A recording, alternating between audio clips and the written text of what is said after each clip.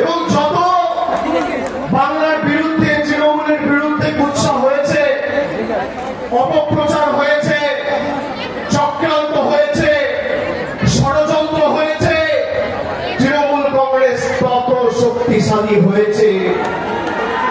আমরা বিশুদ্ধ লোহার মতো, সেই লোহাকে যত আঘাত করেছে, যত তাকিয়েছে, যত পুড়িয়েছে, যত প্রহার করেছে, সেই লোহা তত শক্তিশালী হয়েছে।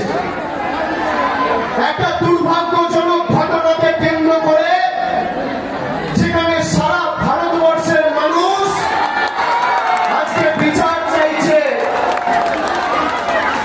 সেই ঘটনাকে কেন্দ্র করে আজকে যারা রাজনীতি করছে, যারা লাশের নোংরা রাজনীতিতে নিজেদের লিপ্ত করেছে, বাংলার মানুষের কাছে তাদের মুখোশ তুলে প্রকৃত চেহারাটা উন্মোচিত হয়েছে।